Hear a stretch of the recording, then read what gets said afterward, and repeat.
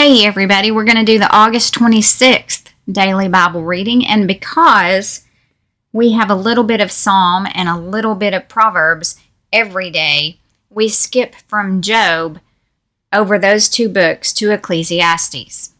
And so since we are beginning Ecclesiastes, I'm going to read the blurb on Ecclesiastes, the top height level of what it's about by David Jeremiah from his book, Understanding the 66 Books of the Bible. So Ecclesiastes, David Jeremiah says, "The New York Times recently reported on the upsurge of students in philosophy courses at major universities. According to the paper, young people are seeking philosophical answers to their growing confusion and disillusionment.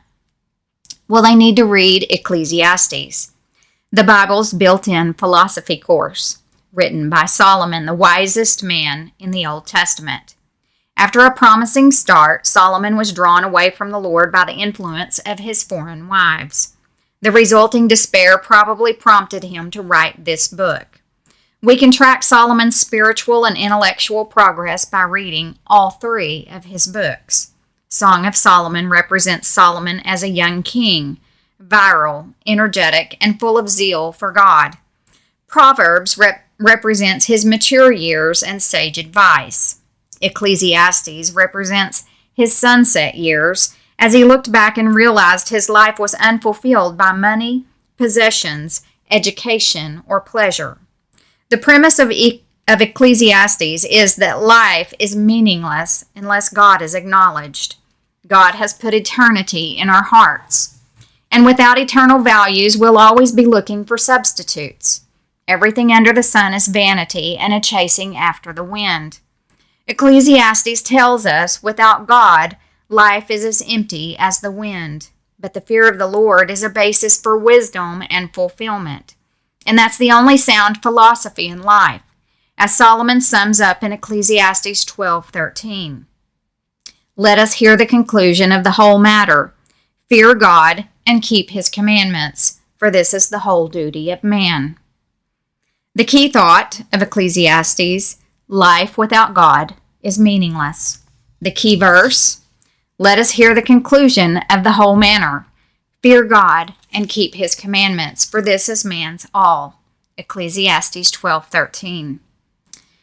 The key action to be happy and fulfilled. We must fear God, obey him, live for eternity, and let him bring meaningfulness to every area of life. The key prayer, Lord, please grant me wisdom from above, that I may find true happiness and meaning in your ways. So now we're going to start Ecclesiastes, chapter 1, verse 1. The words of the preacher, the son of David, king in Jerusalem. Vanity of vanities, says the preacher. Vanity of vanities, it's all vanity. What profit has a man from all his labor in which he toils under the sun? One generation passes away and another generation comes, but the earth abides forever. The sun also rises and the sun goes down and hastens to the place where it arose. The wind goes toward the south and turns around to the north. The wind whirls about continually and comes again on its circuit. All the rivers run into the sea, yet the sea is not full. To the place from which the rivers come, there they return again. All things are full of labor. Man cannot express it. The eye is not satisfied with seeing, nor the ear filled with hearing. That which has been, what will be. That which is done is what will be done. And there is nothing new under the sun. Is there anything of which it may be said, see, this is new. It has already been in ancient times before us. There is no remembrance of former things, nor will there be any remembrance of things that are to come by those who will come after. I, the preacher, was king over Israel in Jerusalem, and I set my heart to seek and search out by wisdom concerning all that is done under heaven. This burdensome task God has given to the sons of man by which they may be exercised. I have seen all the works that are done under the sun, and indeed all is vanity and grasping for the wind. Wisdom. Solomon's use of the term in typical Hebrew fashion is more practical than philosophical and implies more than knowledge. It carries notions of ability for proper behavior, success, common sense, and wit. Burdensome task. Man's search to understand is at times difficult, yet God-given. God, the covenant name Lord, is never used in Ecclesiastes. However, God is found almost 40 times. The emphasis is more on God's sovereignty in creation and providence than on his covenant relationship through redemption. Verse 15. What is crooked cannot be made straight, and what is lacking cannot be numbered. I communed with my heart, saying, Look, I have attained greatness, and have gained more wisdom than all who were before me in Jerusalem. My heart has understood great wisdom and knowledge, and I set my heart to know wisdom and to know madness and folly. I perceived that this also is grasping for the wind. For in much wisdom is much grief, and he who increases knowledge increases sorrow. I said in my heart, Come now, I will test you with mirth, therefore enjoy pleasure. But surely this also was vanity. I said of laughter, Madness, and of mirth, what does it accomplish? I searched in my heart how to gratify my flesh with wine, while guiding my heart with wisdom, and how to lay hold on folly, till I might see what was good for the sons of men to do under heaven all the days of their lives. I made my works great. I built myself houses and planted myself vineyards. I made myself gardens and orchards, and I planted all kinds of fruit trees in them. I made myself water pools from which to water the growing trees of the grove. I acquired male and female servants, and had servants born in my house. Yes, I had greater possessions of herds and flocks than all who were in Jerusalem before me.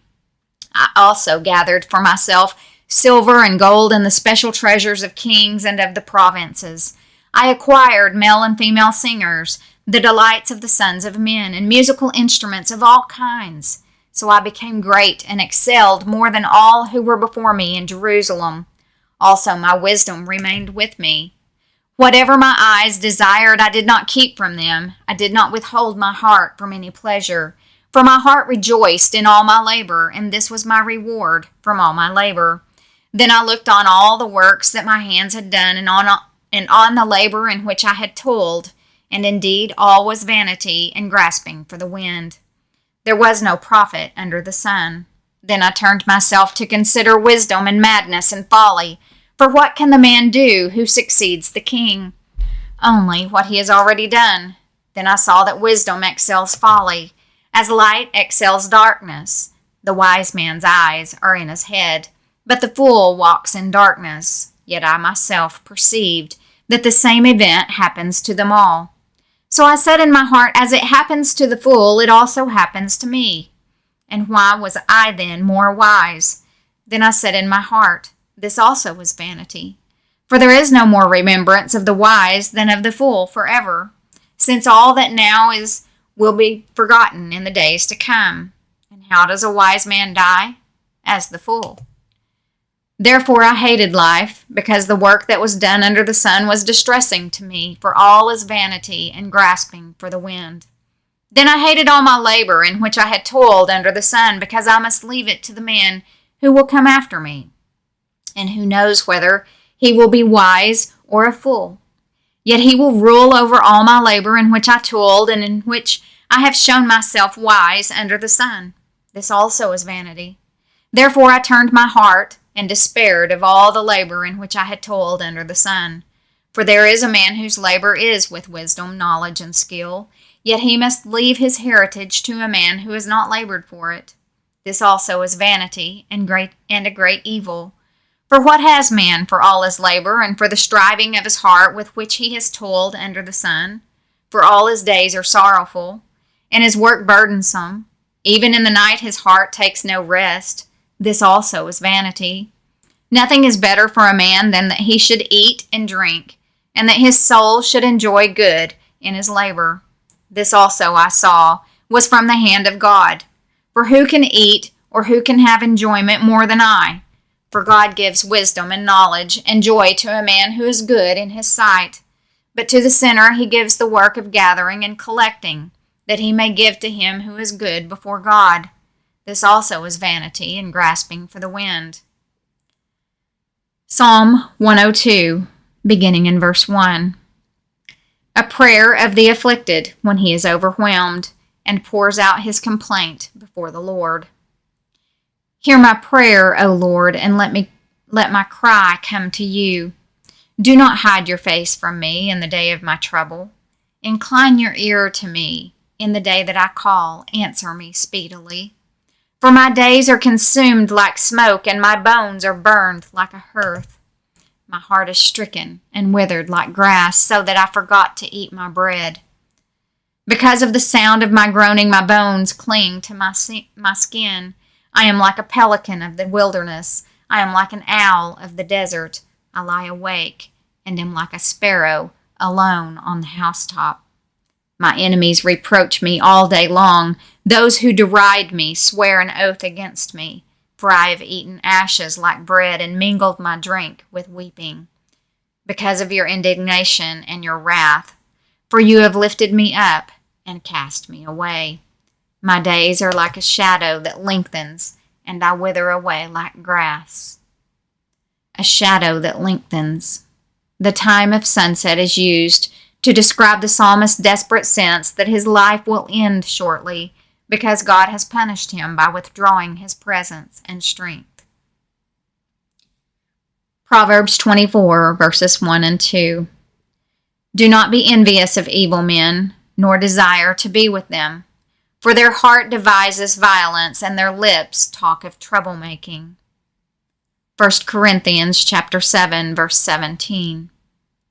But as God has distributed to each one, as the Lord has called each one, so let him walk. And so I ordain in all the churches. Was anyone called while circumcised? Let him not become uncircumcised. Was anyone called while uncircumcised? Let him not be circumcised. Circumcision is nothing, and uncircumcision is nothing. But keeping the commandments of God is what matters. Let each one remain in the same calling in which he was called. Were you called while a slave? Do not be concerned about it. But if you can be made free, rather use it. For he who is called in the Lord while a slave is the Lord's freedman. Likewise, he who is called while free is Christ's slave. You were bought at a price. Do not become slaves of men. Brethren, let each one remain with God in that state in which he was called. Now concerning virgins, I have no commandment from the Lord, yet I give judgment as one whom the Lord in his mercy has made trustworthy. I suppose, therefore, that this is good because of the present distress, that it is good for a man to remain as he is. Are you bound to a wife? Do not seek to be loosed. Are you loosed from a wife? Do not seek a wife. But even if you do marry, you have not sinned, and if a virgin marries, she has not sinned. Nevertheless, such will have trouble in the flesh, but I would spare you. Having already established that both marriage and singleness are good and right before the Lord, and for the person who has the gift of singleness, that state has many practical advantages.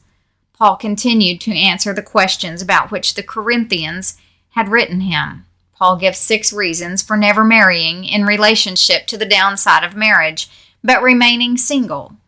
Virgins. 1. Pressure from the system. 2. Problems of the flesh. 3. Passing of the world. 4. Preoccupations of marriage. 5. Promises from fathers. And 6. Permanency of marriage. Present distress, an unspecified current calamity. Perhaps Paul anticipated the imminent Roman persecutions which began within 10 years after this epistle was written. Remain as he is. Persecution is difficult enough for a single person to endure, but problems and pain are multiplied for those who are married, especially if they have children. Verse 29. But this I say, brethren, the time is short, so that from now on even those who have wives should be as though they had none, those who weep as though they did not weep, those who rejoice as though they did not rejoice, those who buy as though they did not possess, and those who use this world as not misusing it. For the form of this world is passing away. But I want you to be without care. He who is unmarried cares for the things of the Lord, how he may please the Lord. But he who is married cares about the things of the world, how he may please his wife. There is a difference between a wife and a virgin. The unmarried woman cares about the things of the Lord, that she may be holy, both in body and in spirit. But she who is married cares about the things of the world, how she may please her husband. And this I say for your own profit, not that I may put a leash on you, but for what is proper, and that you may serve the Lord without distraction. But if any man thinks he is behaving improperly toward his virgin, if she is past the flower of youth, and thus it must be, let him do what he wishes. He does not sin. Let them marry. Nevertheless, he who stands steadfast in his heart, having no necessity, but has power over his own will, and has so determined in his heart that he will keep his virgin, does well. So then, he who gives her in marriage does well, but he who does not give her in marriage does better. A wife is bound by law as long as her husband lives, but if her husband dies, she is at liberty to be married to whom she wishes, only in the Lord. But she is happier if she remains as she is, according to my judgment, and I think I also have the Spirit of God. How he may please his wife, husband. Here is a basic and expected principle for a good marriage, each seeking to please the other. So how does the author's declaration that all is vanity relate to the message of Ecclesiastes? By stating one of his conclusions in the opening lines, the author of Ecclesiastes challenges readers to pay attention. The word translated vanity is used in at least 3 ways throughout the book. In each case, the term refers to the nature and value of human activity under the sun. Vanity refers to the fleeting nature of human accomplishments that James later described as like a vapor in James 4:14. Vanity can mean futile or meaningless, which points to the cursed condition of the universe and the debilitating effects it has on human earthly experience. Vanity can represent incomprehensible or enigmatic, which gives consideration to life's unanswerable questions. Solomon found that the word applied to his entire experiment. While the context in each of the 37 appearances of vanity helps determine the particular meaning Solomon had in mind, his most frequent usage conveyed the idea of incomprehensible or unknowable. He was expressing the human limits when faced with the mysteries of God's purposes. Solomon's final conclusion, to fear God and keep his commandments, represents more than the book's summary.